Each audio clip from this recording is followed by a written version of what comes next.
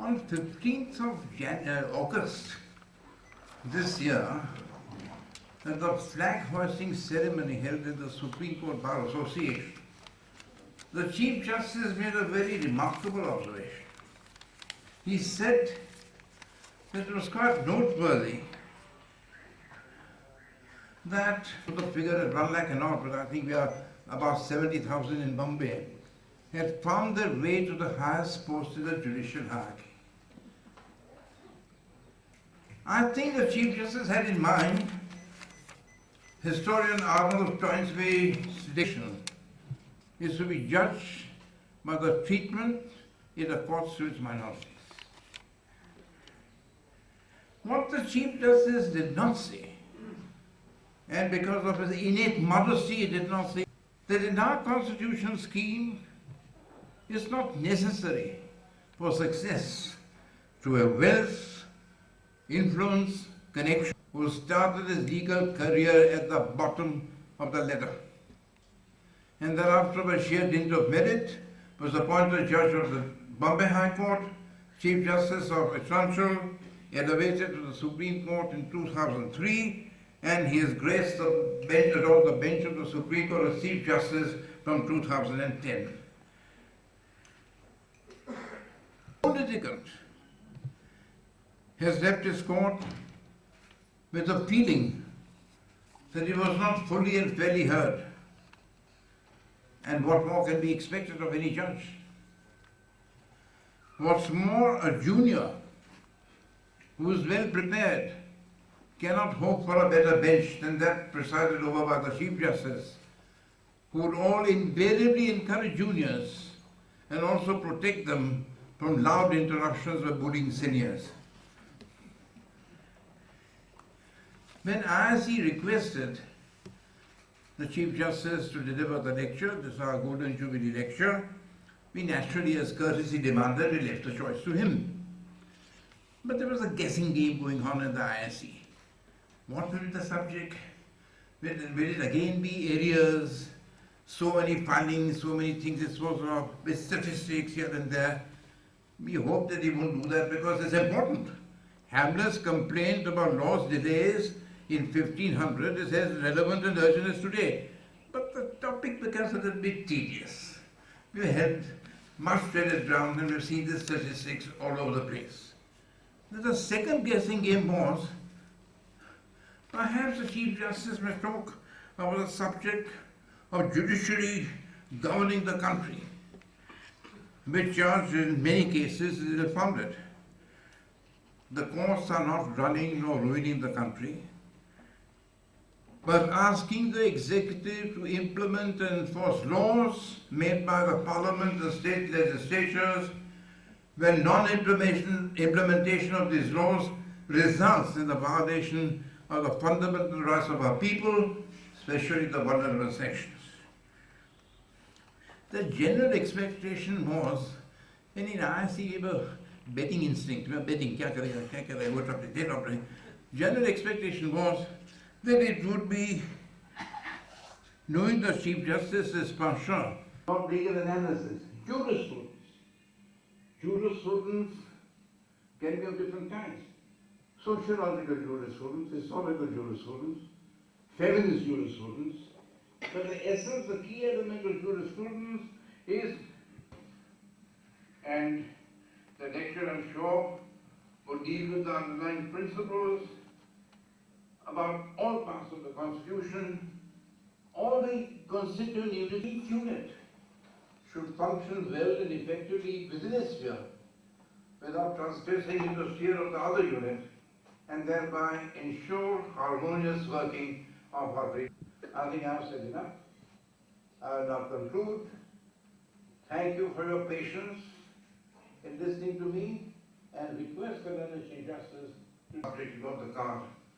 Jurisprudence of the constitutional structures, mind you, plural. Learned Chief Justice.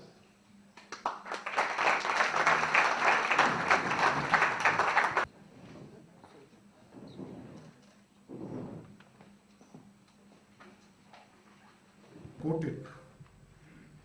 It was said because a day before I saw young people from Assam being thrown out from Bangalore.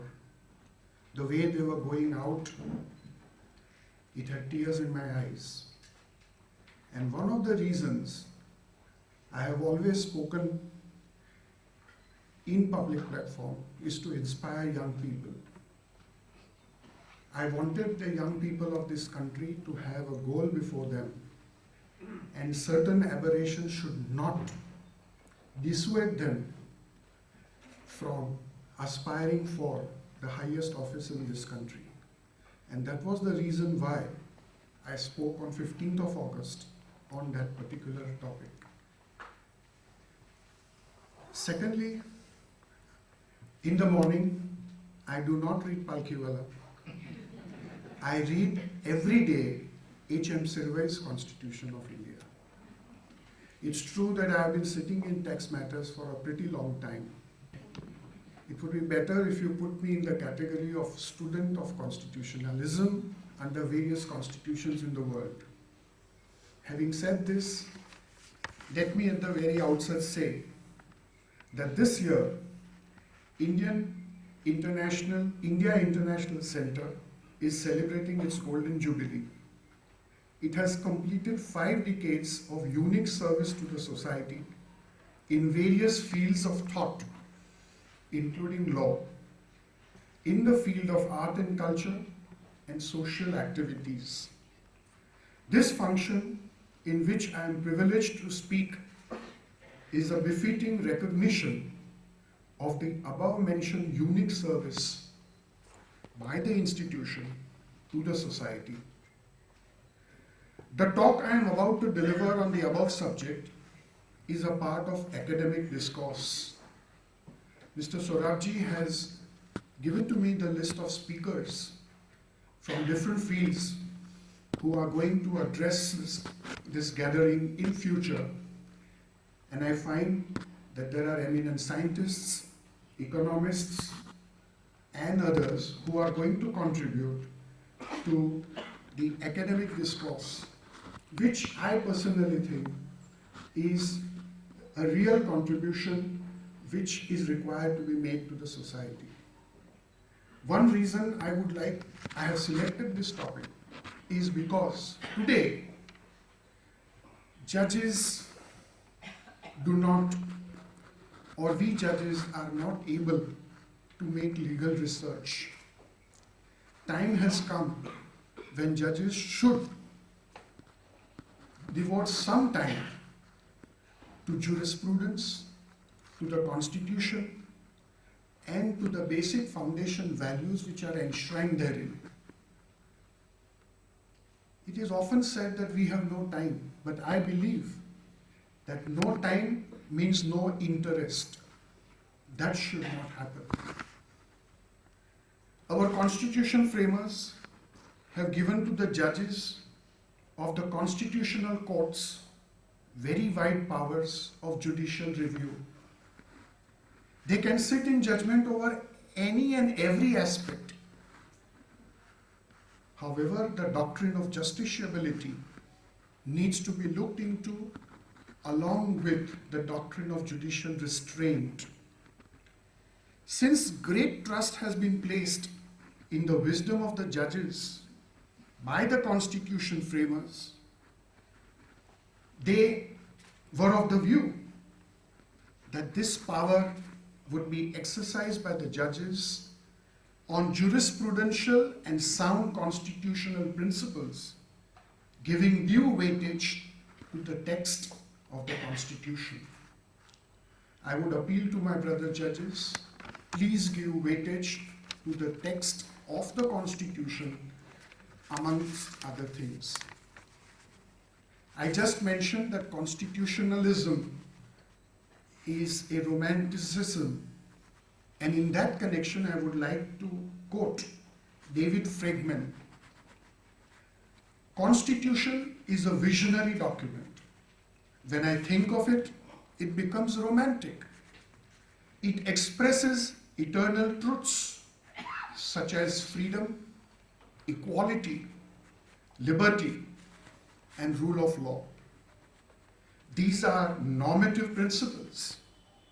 Constitutional questions tend to be packaged in terms of contemporary circumstances.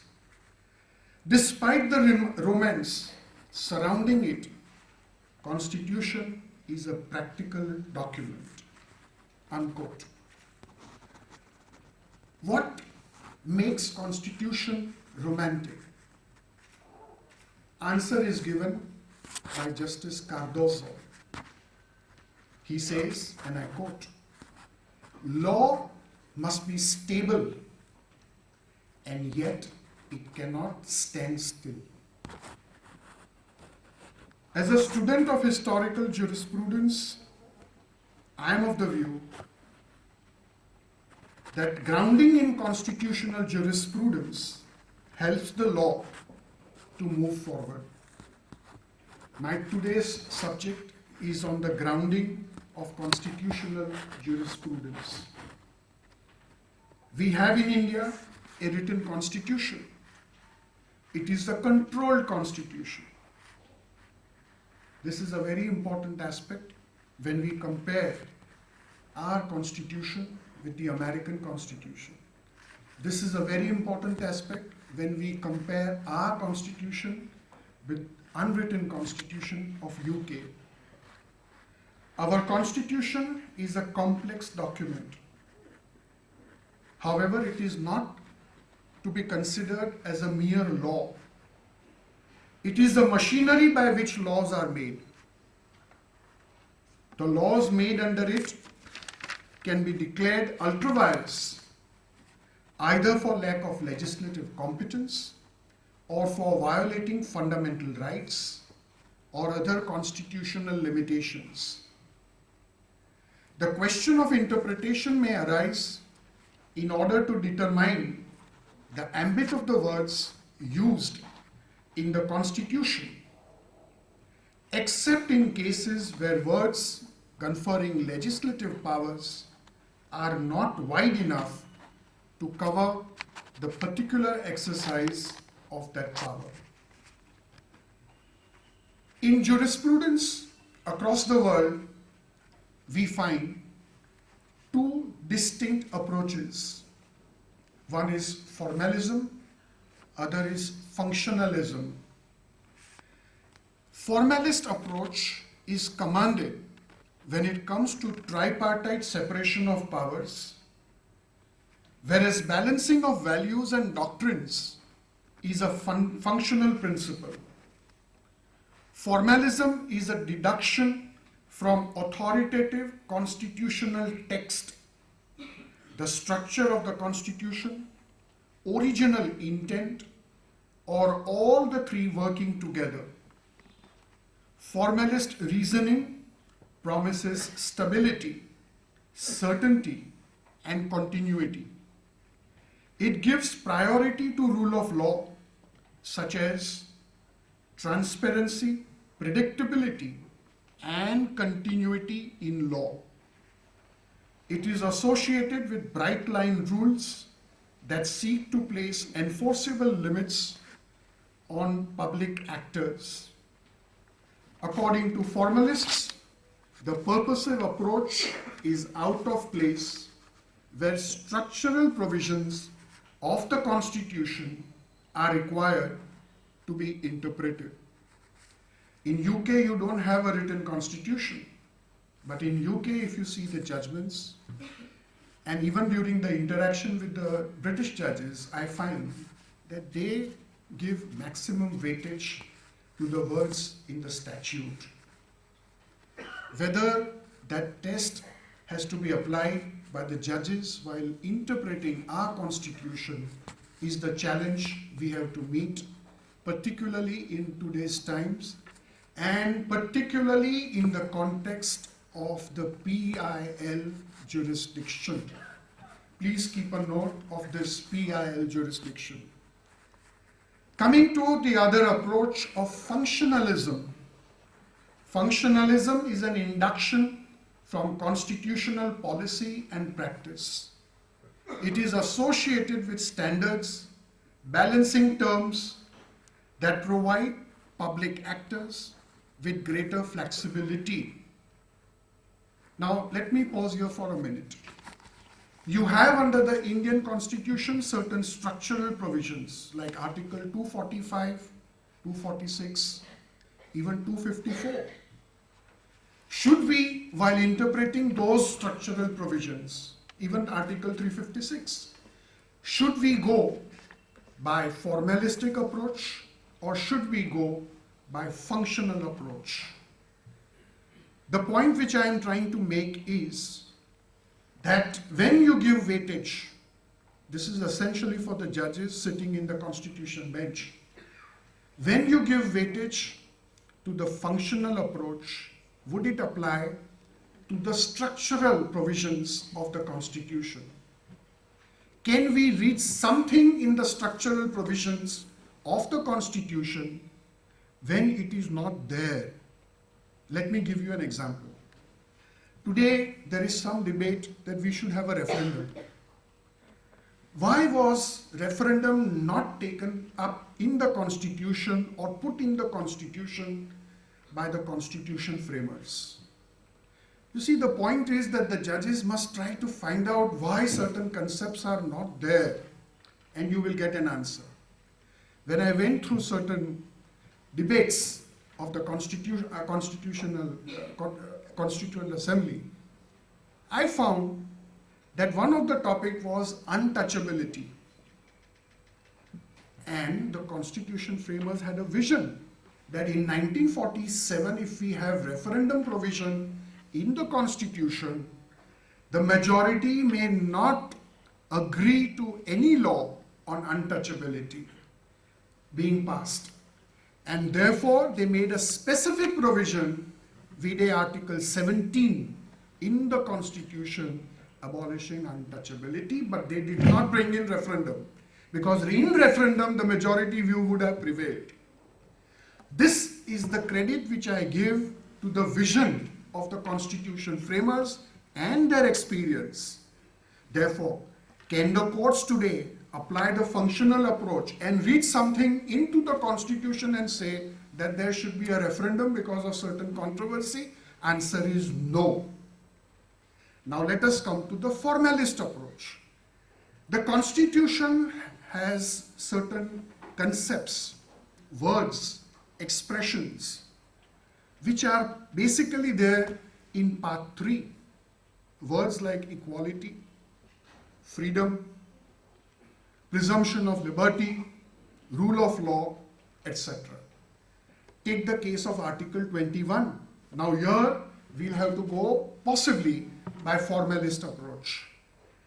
Right to life, right to personal liberty. Now, the courts have expanded the meaning of the word life to include clean environment, right to livelihood, right to live with dignity. These are all emanating rights, as one author says. Now, this is where the conflicts come in. Take the case of Bellary. Because of environmental concerns, because of the doctrine of sustainable development, Supreme Court had to suspend the operations because of excessive mining. Now this comes under Article 21, the doctrine of sustainable development. At the same time, there is unemployment. Economy suffers if iron ore cannot be supplied to the steel industry. So we need to balance these competing claims. Here, the formalist principle may not apply. The checks and balances principles or balancing of certain rights may require the courts to evolve the doctrine of sustainable development, precautionary principle, etc. And in such cases, the functional approach will apply, not the formalist approach. Take the case of the collegium system, which has been introduced by 2 or 3 judgments of the Supreme Court in Advocate on Records case, etc. Is it a functional approach which has been adopted while reading the collegium system into the Constitution? I think so. Even to a certain extent, the judgment in Keshavanand Bharati's case should come, according to Professor Baxi, as an application of the functionalist principle and not the formalist principle. The point which I am trying again to make is that the judges must keep the nature of the constitution before them when they evolve doctrines, when they evolve certain constitutional requirements, and they are required to see whether the constitution, which provides for checks and balances, those checks and balances should not be disturbed. So we have a detailed constitution of our 395 articles. Why was that written constitution prepared in such a detailed manner? The reasons are yet to come.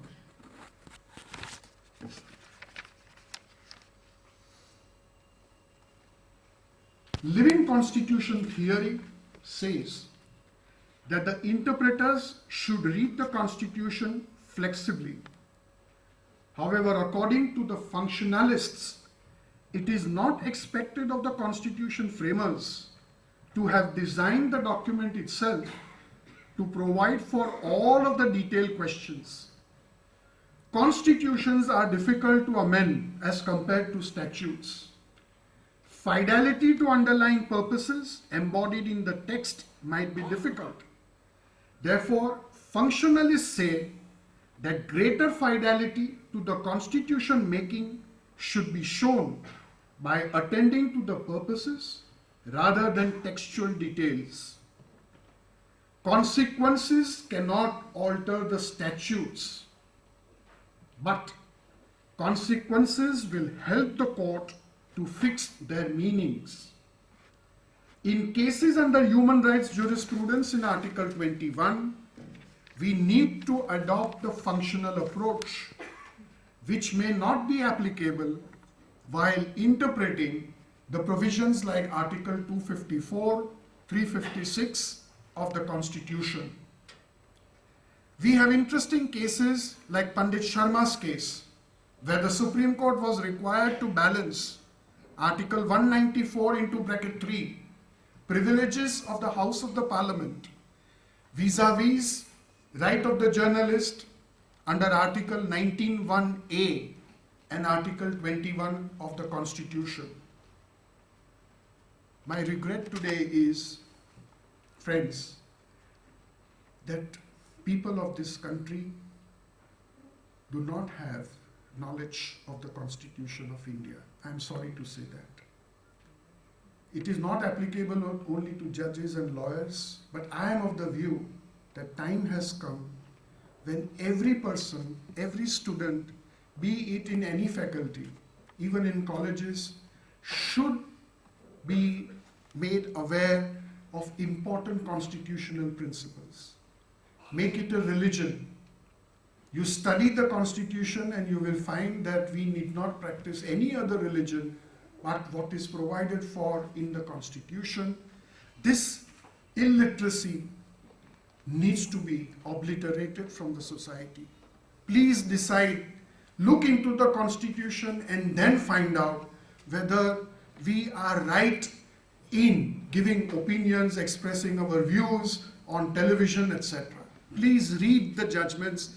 If not the judgments, at least the basic principles of the Constitution. Even courts, please do not give policy decisions. Please give decisions based on the underlying principles which are to be deduced from the written text of the Constitution. In last 5 years, I am sorry to say, we need to give appropriate weightage to the text. Otherwise, we don't need 395 articles in the Constitution. We are not showing respect to our Constitution framers if we are going to decide matters on some ipse dixit or our own philosophy or our own social values. This is the danger which I anticipate, and I am requesting all of you that please be, at least take cognizance of what are the balances, nuances. I have learned a lot when I have come to the Supreme Court. Let me tell you very candidly. One of the reasons in the Supreme Court why a judge is able to make proper research is he has an access to a very good library. Libraries are repositories of knowledge. When I was a judge in the High Court, it was not possible to have such a good variety of books. This is a very important aspect, and I'm requesting all my judges, not only of the Supreme Court, but even of the High Court, please devote some time every day to the Constitution. There are a number of good books, but the problem is that today's lawyers are not contributing to that subject. We are still reading Mr. Sirvai, MP Jain, etc. I want the present senior lawyers also to contribute to that subject, and let there be debates. I am not saying that today whatever I am saying is to be accepted. Let there be a proper debate on every aspect of this case. Let the citizens of this country know what are the various principles enshrined in the written Constitution of India, which according to me is one of the outstanding documents which Dr. Ambedkar has given to this country. The question before us is, therefore, whether overarching principles like separation of powers, this is very important in the context of present controversy, federalism, principle of repugnancy, presumption of liberty, and principle of reasonableness are basic assumptions on which the Constitution is framed, or whether the said principles emanate from the text of the Constitution. What relations and structures are sound enough to furnish a basis for the above overarching principles? These questions often arise in cases where there is a brief written constitution. Now take the case of United States Constitution. It is a written constitution, but there the rights or fundamental rights or Bill of Rights which are given to the citizens are absolute, including freedom of speech. Even if you burn a national flag, it is protected because of freedom of speech right. It's an absolute right. But later on, the Supreme Court judges realized that there need to be some devices by which some limitations can be placed on those rights. And they have interpreted the Constitution to mean that by judicial decisions, certain rights or certain limitations can be placed on those absolute rights. This is the written Constitution. Our Constitution framers knew that no right under the Constitution should be made absolute. No principle of law can be made absolute. Therefore, under Article 19, you will find you have freedom of speech subject to certain heads of restrictions which are provided in that article. Similarly, principles of law have to be read keeping in mind the context in which those provisions are made in the Constitution. In fact, even today, the Canadian Constitution has realized that even in the written Constitution, there has to be contextual limitation to be taken into account. It is all a matter of history. Take the case of a Canadian judgment in AG for Ontario versus Attorney General for Dominion. There was an expression in the Canadian Constitution, peace, order, and good government, in section 91 of the British North American Act, which came for interpretation before the Canadian Supreme Court. It was held that the said words cannot be construed literally. Why? Because such an interpretation would destroy the autonomy of the provinces, since there was hardly a subject enumerated in section 92 upon which the Canadian Parliament could not legislate. The importance of this judgment is, you compare this judgment and this logic with the ratio in Bomai's case, where Justice Jeevan Reddy has pointed out that our Constitution is not strictly federal.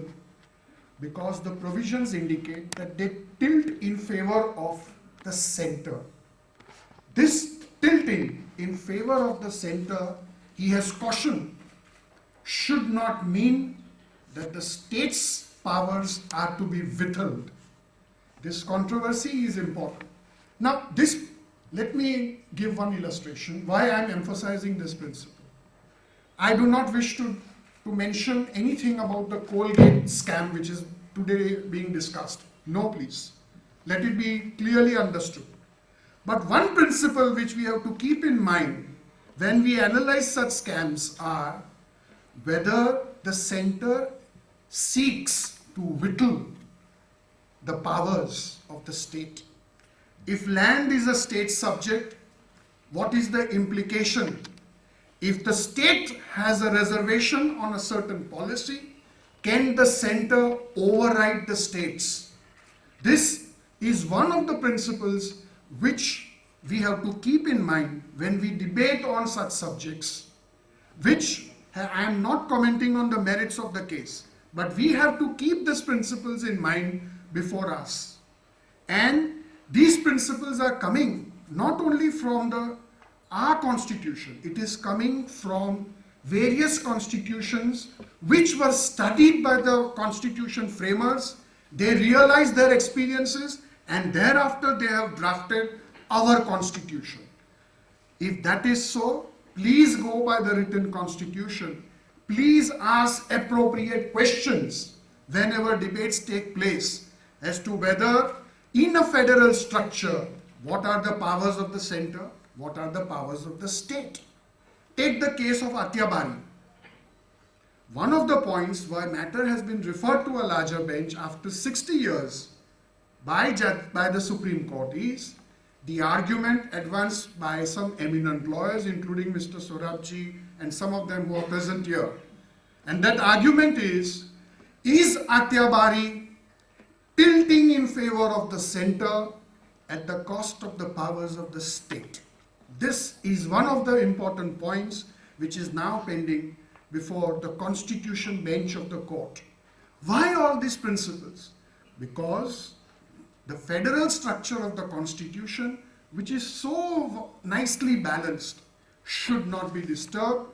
And that is why I said in my speech on 15th of August, when Law Minister was there, please don't tinker with the constitution unless you make a thorough study. We have eminent jurists in our country, please consult them.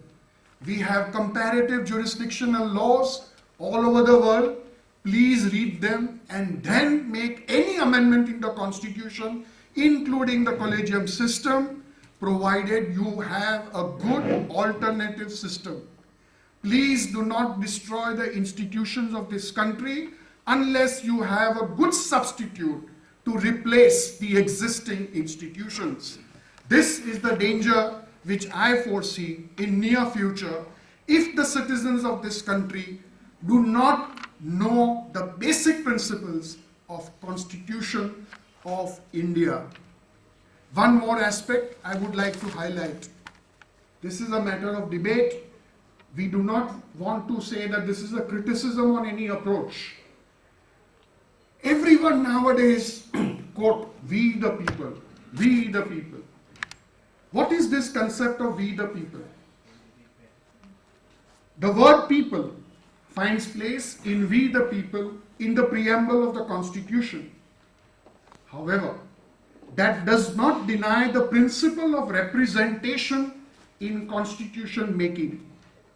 To say that Parliament does not represent the people is a dangerous argument. Why? Because it questions a fundamental assumption not only of our constitution but of the democratic or representative form of government. In such an argument, Parliament saying that the Parliament does not represent the people anymore, the challenge is not to the power to make laws. The challenge is not to the power. It is a challenge to the authority of the legislature to enact laws. Please keep this dichotomy before you. the distinction between authority and power. Thus, in a written constitution of 395 articles, we need to go by the test provided by an eminent constitutionalist, Sri Homi Sirvai, namely the test of nature of the constitution. The question to be asked is, why do we need a detailed constitution of 395 articles? There is a very good answer to that, particularly for the law students. The point which I am trying to make is, please approach the subject by questioning what is the source of the principles, what is the application of the principles. Now, when you go to the source, you will find why 395 articles. The constitution framers realized, firstly, that the rule of law should prevail in this country. What is the rule of law? What is the main aspect they had in mind? They had this aspect in mind. They wanted to see that individuals are not subjected in this country to wide discretionary powers.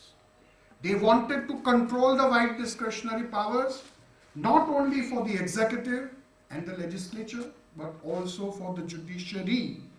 Therefore, the courts, the executive, and the legislature have to work within the constitutional scheme of things to see that individuals are not subjected to such wide discretionary powers. Justice Bhagwati, in the judgments in Maneka Gandhi, evolved the theory of reasonableness as being applied not only to Article 19 but also to Article 14, 21, etc. Secondly, why we have 395 articles? The constitution framers realized that in some countries where there is no written constitution, you have concepts of liberty, fraternity, equality, or democracy. But in those countries, these concepts are called as notions. Our constitution framers have converted these notions into rights by providing for part 3 in the constitution. This is where the vision of the constitution maker lies. They knew that in future, the citizens of this country would need the protection of fundamental rights. Therefore, they have seen to it that these rights should be sacrosanct as far as possible. Of course, thereafter, the judgment of basic structure has come in Keshavan and Bharati's case. As I said, they applied the functionalist approach. The consequence is that Mr. Andhyarujina does not agree with that judgment. He says it is too vague, it's a political document, etc., etc., etc. But in functionalist, the court will keep the utilitarian principle in mind, and today it has become an axiom. Now, whether Mr. Andhyarujina is right, Mr. Sorabji is right, is for you to debate and answer. I am only explaining to you what are the constitutional principles and how they are put in our constitution. And there is an advantage of a written constitution. According to Ronald Dworkin, a very eminent legal philosopher whom I deeply respect, interpreters should search for or construct the real rule lying behind the words. The language in which the rule is written and the purpose behind that rule can diverge, because purpose is plastic. Purpose cannot be reduced to one canonical formulation. The purpose is not reduced to a concrete set of words, that it retains its sensitivity to novel and complex issues, and hence purpose must not be imprisoned in the rigidity of the words. One aspect which I want to emphasize is that in our written constitution, you have therefore a fine-grained compromise. A judge must not only make choice of rules, but also choice of meanings.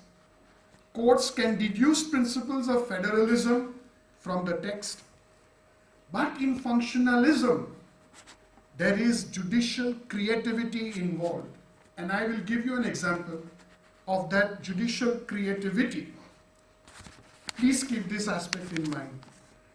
In Sundaramaya's case, AIR 1958 Supreme Court, Venkatraman Iyer J drew a distinction between a law made by the parliament or the legislature without legislative competence and a law which violated constitutional limitations like fundamental rights on a legislative power. So one is lack of power, lack of competence to enact, and the other is competence is there, but the law infringes a fundamental right. Therefore, Justice Venkatraman Iyer said that the former, that means the law which is without the competence, will be ab initio void, it will be non est. Whereas the law which infringes a fundamental right would be unenforceable. This dichotomy was not accepted by subsequent judges till Justice Matthew, in one of the judgments in Ambika Mills, has given a very appropriate answer, and see how judicial creativity is balancing functionalism versus formalism. He has opined that there are two types of inconsistency when he observes legislative incapacity subject-wise with reference to Article 245 and 246 would also take away the fundamental rights of citizens under Article 19. So, like Einstein, when he propounded E is equal to mc squared, Justice Matthew equates the two doctrines and he says both are incompetency. Therefore, when a law is set aside by the Supreme Court saying that it is without legislative competence, it doesn't come within a particular entry in the seventh list. It also presupposes that that law also violates a fundamental right under Part 3.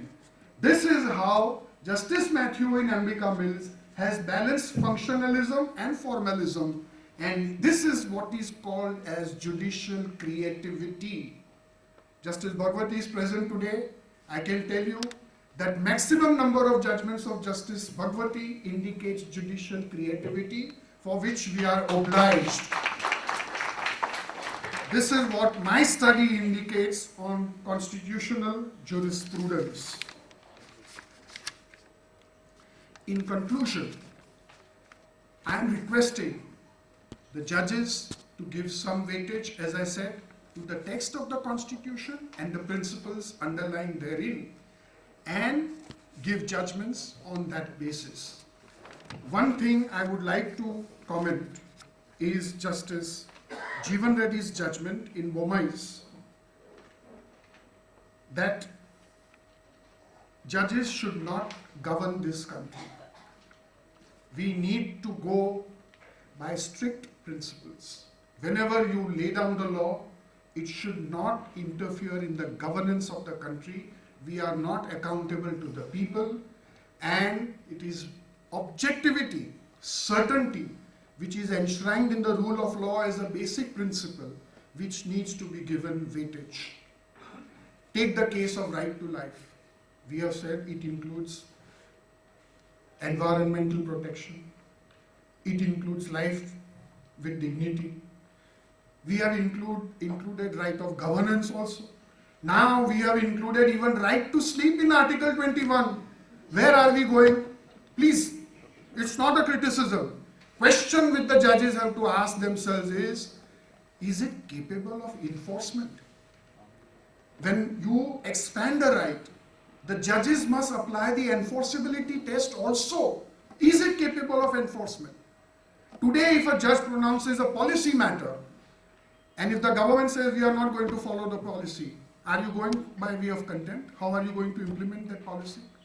These are some of the problems. But as Mr. Sorabji says, in every PIL, and I agree with him, if the court finds that there is a statutory provision which imposes certain duty on the government, and those are not being followed, or in a limited cases, very limited cases, where the courts find that law is not coming to protect the human rights. In other words, human rights jurisprudence has to be given a preferred value. But please don't extend that jurisprudence to commercial and all other rights. This dichotomy must be kept in mind by the judges. And in conclusion, therefore, I would like to quote Mr. Upendra Bakshi in one of his introduction has given this quotation, and I would like to quote, in the matter of conflicting values or conflicting doctrines, what approach the court should adopt. And this is what I quote. When in any field of human observation, two truths appear to conflict, it is wiser to assume that neither is exclusive and that their contradiction, though hard to bear, is a part of the mystery of things. You need to balance the two truths. You cannot say one is absolute, other is not. Even otherwise, I don't think that in a relative world, truth is absolute. It will always be in the context. And therefore, I once again appeal to the people of this country, please be aware of what the Constitution says. And I would like to end my speech by saying, let us worship at the shrine of the constitutional text and the underlying principles of the Indian Constitution. Thank you, ladies and gentlemen.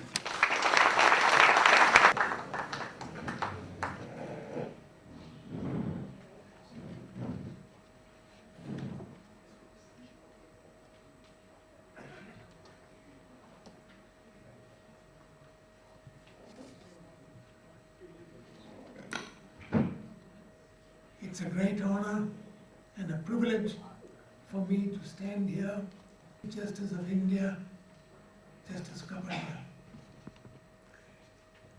This is one of the Golden Jubilee lectures. And the Golden Jubilee lecture is meant to understand basic principles on which we should be running. The IIC was founded for the distinguished judges of the Supreme Court here, as well as of the Delhi High Court. And times, Chief Justice Bhagwati has been quoted by Chief Justice Kapadia. I want to only make a few principles which have been learned from other countries.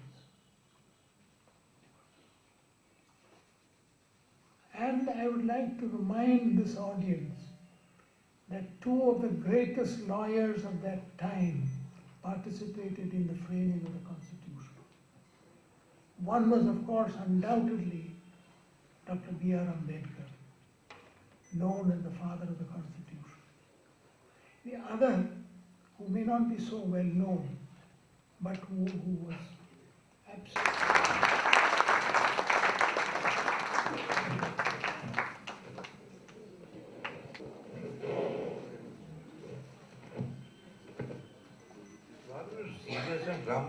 Lectures over. Justice Kapadia has mentioned, he's mentioned especially about the we the people, you know, the concept of we the people is not going to happen and we have to follow the parliament. He wanted to emphasize the people should have knowledge of the basic principles underlying our constitution. It means we the people, the constitution, a preamble, but we the people should be made familiar with what not all the provisions, technical provisions, the basic values, the basic principles under our constitution. How do we should see the statement? Is he quoting Team Anna or Team Ramdev? Team Anna, Ramdev Sahib, kya lagya hoga? To say you should understand the constitution, what does Team Anna got to do with it? No, but he said that these days concept of we the people are coming in. Question is, we the people saying, but we the people must be educated enough to know what the constitution requires, what the constitution mandates. No, it's nothing to do with Anna Hazare or Ramdev. Only insistence there's a lot of illiteracy, even some of our people, about the very basic document of our country, namely the Constitution. Now that should be obliterated. That was his emphasis. And that people can do when we must have seminars, talks by lawyers and others to tell the people. Naturally, people are anxious to know. And that is a very good thing he pointed out, and we'll follow up in the ISC. Sir, Thank you. one more question I have. Today in the Indian Express newspaper, there's a news that the High Court Judge S.L. Agarwal, day before yesterday, he was retired from Gwalior Court. He said that a Supreme Court judge, he misused his power and he was transferred to Gujarat, to Gwalior He High Court. complained करता है अभी after his retirement, what's the use? He should have done something before. He said he requested He is not mentioned. I don't know. S.L. Agarwal. I've just read casually. Maybe or may not be, but why didn't she complain at the relevant time? After retirement, we बोलते हैं नहीं doesn't disclose the name of the judge. But do you think there's some little problems I don't going know. on in judiciary, sir? But there always can be about transfer. What I, whether in his case it was there or not, I cannot say.